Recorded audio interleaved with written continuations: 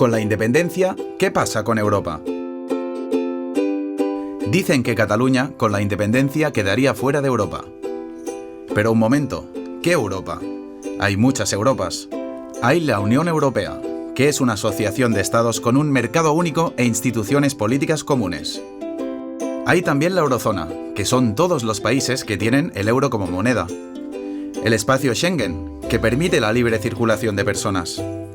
E incluso el Acuerdo Europeo de Libre Comercio, formado por estados que no quieren estar en la Unión Europea, pero sí hacer negocios sin pagar aranceles en las fronteras.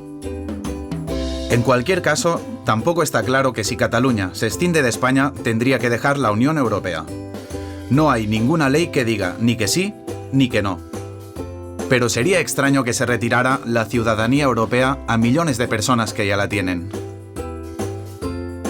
Aunque estar fuera de la Unión Europea tampoco es un drama.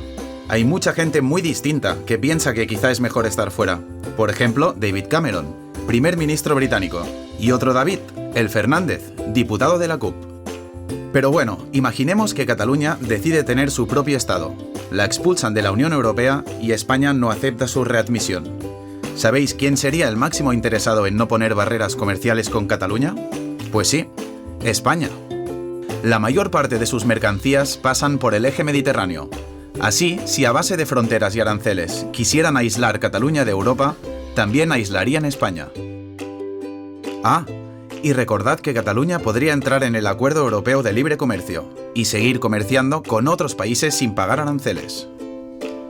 También podría seguir utilizando el euro, como hacen Kosovo, Montenegro y Andorra, que no son de la Unión Europea. La única cosa que no está clara, si Cataluña deja de estar en la Unión Europea, es si seguiría estando en el espacio Schengen. Aquello de cruzar la frontera sin pasar ningún control.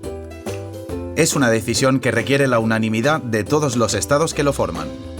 En el caso muy improbable que el gobierno español no hiciera caso de la lógica de los vínculos personales y empresariales entre Cataluña y España, podría excluir Cataluña del espacio Schengen.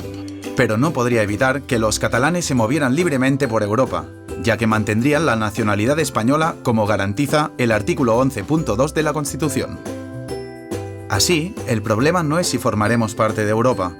El problema es no tener ni voz ni voto en las instituciones europeas y mundiales. Y esto solo lo podemos conseguir teniendo nuestro propio Estado.